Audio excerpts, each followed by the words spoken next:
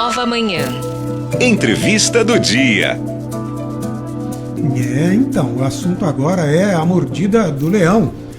E aí, você já preencheu e enviou a sua declaração do imposto de renda? O prazo de apresentação vai até o dia 29 de abril. A multa para o contribuinte que não fizer a declaração ou entregá-la fora do prazo será de, no mínimo, R$ 165,74. Já o valor máximo será correspondente a 20% do imposto devido. A Receita Federal espera receber 34 milhões, aliás, mais de 34 milhões de declarações dentro do prazo legal. Quem tem mais detalhes desse processo e dos procedimentos relativos ao imposto de renda é o contador Ederson Rigon, que está aqui no estúdio com a gente. Bom dia, Ederson, tudo bem? Bom dia, Marcelo. Bom dia, Lília. Bom dia, Jonathan. Bom dia, Vamos lá. Quem é que deve fazer a declaração neste ano? Olá, pessoal. Bom, as regras não mudaram em relação ao ano passado. Quem teve rendimentos de trabalho assalariado ou não assalariado acima de R$ 28.559,70 em 2021. Quem teve rendimentos isentos, como lucros ou doações a partir de R$ 40 mil. Quem tem bens de valor superior a R$ 300 mil.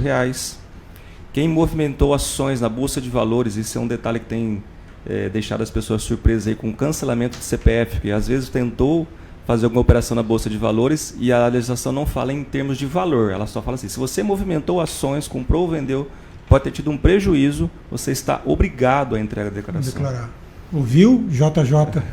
Tem que declarar. Então nós estamos tendo aí várias pessoas que nos procuram com o CPF pendente de regularização, porque eu tentei fazer só uma compra, uma venda para ver como é que é, e a gente teve um número crescente de pessoas que passaram a investir na Bolsa de Valores. Sim. E às vezes tiveram um prejuízo na venda de ações e aí tem que pagar uma multa de R$ 165,79 por conta do CPF cancelado. Então é importante estar atento às obrigatoriedades. O fato de entregar a declaração em si não quer dizer que tem que pagar imposto de renda. É um ajuste de contas que as pessoas físicas precisam fazer. Não necessariamente pagar o imposto. Teve alguma ou muita alteração nos critérios deste ano em relação a anos anteriores? Esse ano a Receita deu a possibilidade de um maior número de pessoas ter a declaração pré-preenchida. Então isso evita um retrabalho de você ficar digitando, mas também demonstra o poder de fiscalização que a Receita tem. Então o banco de dados dela aí já está alimentado. As pessoas, na tendência de que ao longo do tempo a gente só tem que conferir esses dados. Mas como é que a pessoa tem acesso a esse formulário pré-preenchido, Ederson? Através do certificado digital da pessoa física, ela pode baixar no próprio site da Receita Federal ou pela conta do portal Gov. Ela entra lá com a senha dela.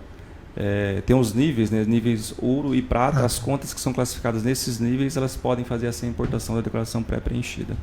E aí ela vem quase toda preenchida, parcialmente preenchida, é fácil de compreender, como é que é isso? Basicamente ela vem com as informações do ano anterior e com as informações de rendimentos já, porque as pessoas jurídicas declaram, Então se eu paguei você, por exemplo, sou uma empresa, eu declaro para a Receita Federal que eu fiz um pagamento para você, e a Receita já tem isso. Então ela importa esse dado na sua declaração para te facilitar o preenchimento. Você tem um trabalho de conferência e complementação de dados daquilo que não veio importado.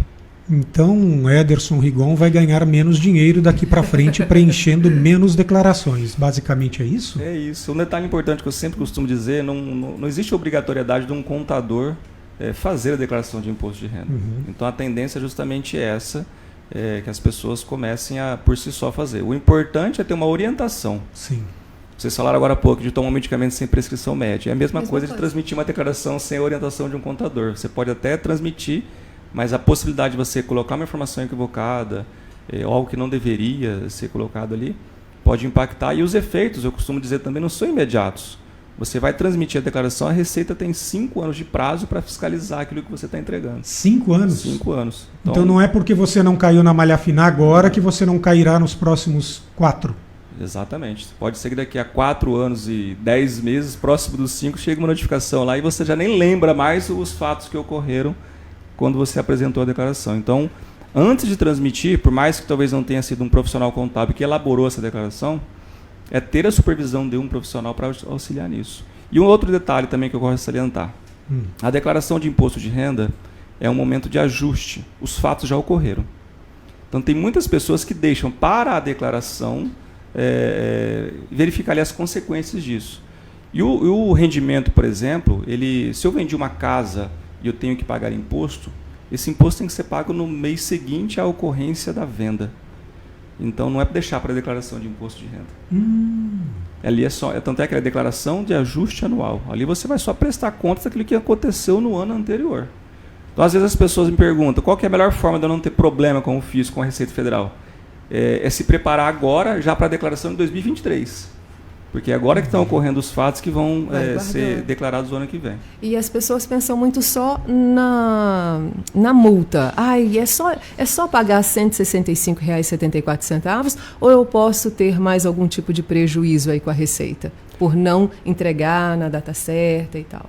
Em tese é a multa, só que esse valor é multa mínima, né? Conforme ressaltou o Marcelo, ela pode chegar a 20% do imposto devido. Então, dependendo do valor que você tem de imposto ali, essa multa pode ser absurda.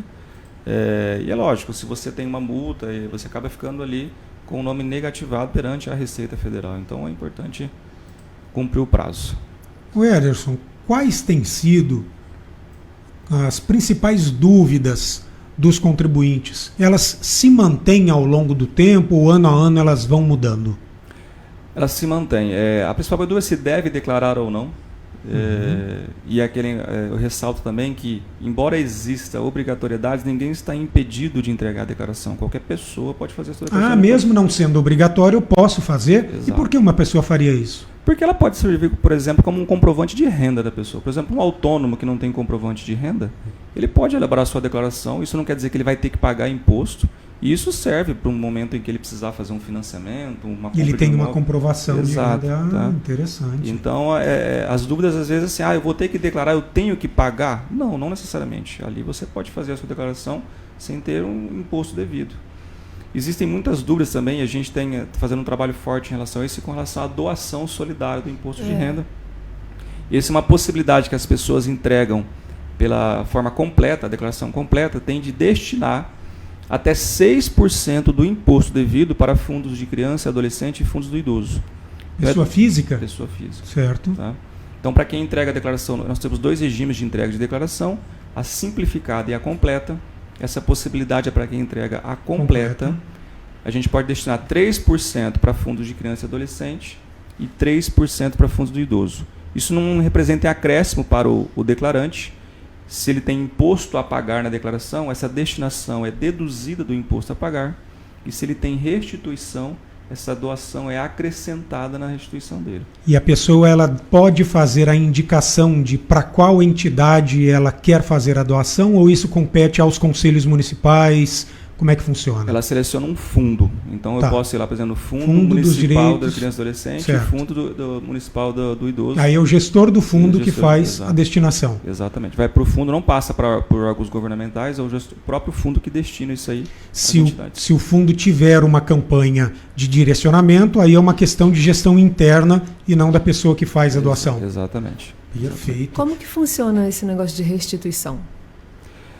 Como a declaração ela é um momento de ajuste, e normalmente você pega um assalariado, ele já tem lá do seu salário mensal um valor que é retido por mês, de imposto de renda retido na fonte.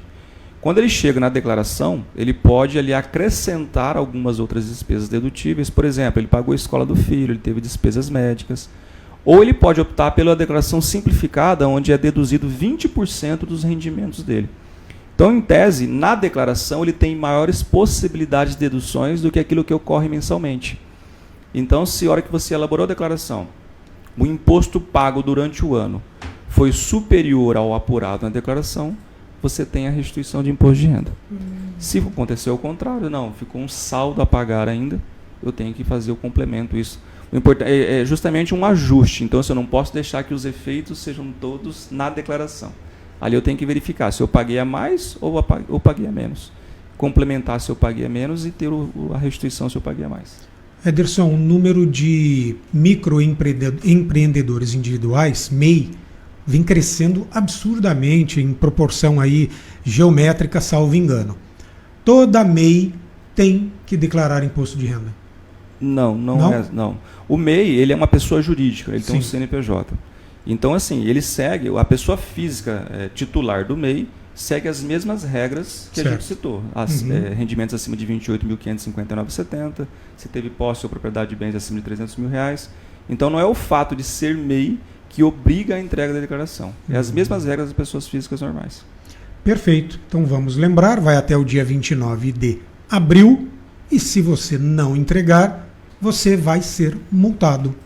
É isso? Quando fala 20% do imposto devido como valor máximo, isso aí, para quem ganha pouco, pode ser pouquinho. Para quem ganha muito, é proporcional, né? Exatamente. Bem, JJ Jonathan Alves, você acaba de saber que você terá que declarar imposto de renda porque faz investimentos em bolsas de valores, portanto, não escapa neste ano. Gostou? O olhinho está cheio de lágrimas, mas tudo bem. Posso dar só um aviso para a população? Claro, por favor. Atendimentos? Eu sou coordenador de Ciências Contábeis da Unitoledo. Sim. E nos dias 6 e 7 de abril, lá na instituição, nós faremos atendimentos com os alunos de Ciências Contábeis, promoverão atendimentos para esclarecimento de dúvidas. Legal. E até a elaboração da declaração para pessoas que têm dúvidas em relação a esse sistema. Isso faz 6 e 7 de abril, presencialmente. Presencialmente lá na instituição. Tá? Isso faz parte de uma atividade do Laboratório de Prática de Gestão da instituição, onde os alunos de Administração e Ciências Contábeis promoverão atividades de orientação a empreendedores, pessoas físicas em geral. Então, ao longo do semestre, a gente terá várias atividades em relação a essas orientações fiscais e de empreendedorismo também, lá na instituição. Interessante, legal. Perfeito. Ederson, bom trabalho, boa semana, bom dia. Para nós. Bom dia para vocês. Bom dia. 8h30.